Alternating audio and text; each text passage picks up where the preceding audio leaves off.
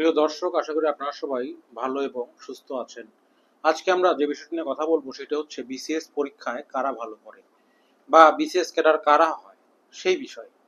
আপনারা আশেপাশে লক্ষ্য করে দেখবেন যে যারা বিসিএস ক্যাডার হয় তারা কেমন পরিবার থেকে উঠে আসে, কিরকম তাদের চালচলন, তারা কিরকম শিক্ষা প্রতিষ্ঠানে পড়ে, তাদের ছোটবেলা থেকে বড় হওয়ার যে গতি প্রকৃতি সেটা কেমন ছিল, তাদের ক্লাসে রোল কত ছিল, তারা তাদের সময়গুলো কিভাবে ব্যয় করেছে। আপনার যদি আশেপাশে থাকে আপনি একটু তাকিয়ে দেখবেন, অবজার্ভ করবেন। সেই সাথে যারা বিসিএস ক্যাডার চূড়ান্তভাবে হয় তারা কি অন্য চাকরি পায় কি পায় না এটাও দেখবেন। তো এই বিষয়গুলো যখন দেখবেন তখন এই বিষয়গুলো হয়তো আপনার চোখে পড়বে যে যারা বিসিএস ক্যাডার হচ্ছে তারা কিন্তু বিভিন্ন জায়গায় ভালো করছে। যেমন যে বিসিএস ক্যাডার হচ্ছে সে বাংলাদেশ ব্যাংকের এডির চাকরি পাচ্ছে, কিংবা এনএসআই এর চাকরি পাচ্ছে, কিংবা দুদকের এডির চাকরি পাচ্ছে, সব জায়গাতেই সে ভালো করতে পারছে। এর কারণটা কি? কখনো কি অনুসন্ধান করে দেখেছেন যে কারণটা কি? একই মানুষ সব জায়গাতেই ভালো করছে, আবার যে পারছে না সে কোনো জায়গাতেই পারছে না। এর অন্তর্নিহিত কারণটা আপনার কি জানার আগ্রহ কখনোই হয়নি?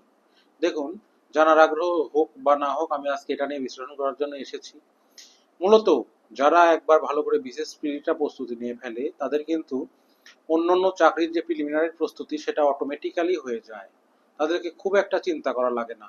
যেমন যে দুদকের পরীক্ষা দেবে সে কিন্তু দুদক সম্পর্কে একটু জেনে নিলেই তার দুদকের প্রিলিমিনারি প্রস্তুতিটা হয়ে গেল। বাদ বাকি বাংলা, ইংরেজি, গণিত, সাধারণ জ্ঞান সবই কিন্তু একই সিলেবাস, সিলেবাসে কোনো পার্থক্যই নেই।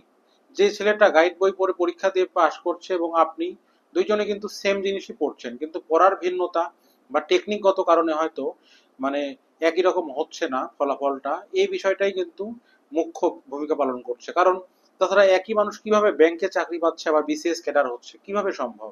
কারণ আমরা তো জানি যে ব্যাংকের চাকরি পেতে হলে অঙ্কটা ভালো করতে হয়, কিন্তু সে অঙ্কের যখন দখল নিয়েছে তার পাশাপাশি যখন সে বিসিএস এর পূর্ণাঙ্গ সিলেবাসটা সে শেষ করে ফেলেছে, দেখা গেল লিখিত পরীক্ষা দিয়ে ফেলেছে। লিখিত পরীক্ষা, বিসিএস এর লিখিত পরীক্ষা যারা দেয়, একটা বিষয় মাথায় রাখবেন, তারা হচ্ছে অনেক কিছু কিন্তু পড়তে হয় সেখানে। অনেক কিছু পড়ার ফলে তারা তথ্যগুলো অনেক বেশি জানে। কাজেই তারা যখন অন্যান্য কোনো পরীক্ষার প্রিলিমিনারি পরীক্ষায় বসে সেখানেও তারা ভালো করে, কারণ তারা অনেক তথ্য যেহেতু জানে। আর পড়াশোনা কখনো লস প্রজেক্ট হয় না, এটা সবসময় লাভ। আপনি যখনই পড়বেন বা কোনো কিছুর পেছনে যখন শ্রম দিবেন সেটা আপনার দ্বিগুণ হয়ে ফিরে আসবে। আল্লাহ কখনো আপনাকে নিরাশ করবেন না বা ফেরাবেন না, এই বিষয়টি মাথায় রাখবেন। তো এই জন্যই আমার মতামত হলো যে বিসিএস প্রিলিমিনারি পরীক্ষার জন্য পড়ছেন ভালো কথা, কিন্তু এই পড়াটা এমন ভাবে আপনি পড়বেন যাতে করে আপনার সামনে যে কোনো পরীক্ষার প্রিলিমিনারি আসলে, যে কোনো প্রিলিমিনারি পরীক্ষা আসলেই আপনি সেটা টপকাতে পারেন। শুধুমাত্র বিসিএস হলো কি হলো না সেটা আপনার মাথায় না থাকে, তাহলেই কিন্তু আপনি লং রানে যেতে পারবেন। সেই সাথে আরেকটি কথা, আপনি ঘন্টা হিসেবে কিন্তু পড়বেন না, আপনি পড়বেন আপনার ব্রেনকে ঠান্ডা রেখে, যাতে সর্বোচ্চ আউটপুটটা পাওয়া যায়, জিনিসটা সহজে মনে থাকে, সেই হিসাবে আপনি পড়বেন। শুধুমাত্র ঘন্টা হিসেবে পড়লাম বা এই বই শেষ করলাম এই বই শেষ করলাম এইভাবে পড়লে কিন্তু মূলত কার্যকরী কোনো কিছু হবে না। আপনি পড়তে হবে এমন ভাবে যাতে করে আপনার জিনিসটা মনে থাকে ভালো, যাতে অল্প সময় ব্যয় করেই কিন্তু অধিক আউটপুট পাওয়া যায়। এরকম সময়টা আপনাকে নির্বাচন করে এইরকম মাইন্ড সেটআপটা আপনাকে ঠিক করে পড়াশোনা করতে হবে। তাহলে আশা করি আপনি বাংলাদেশ ব্যাংকের এডি হোক, দুদকের এডি হোক, এনএসআই এর এডি হোক, অন্য যে কোনো নন গ্রেডের চাকরি হোক, আপনি কিন্তু পাবেন, আমি আশা করি পাবেন। তো সবাইকে আবারও ধন্যবাদ জানিয়ে আমার আজকের ভিডিওটা এখানেই শেষ করছি।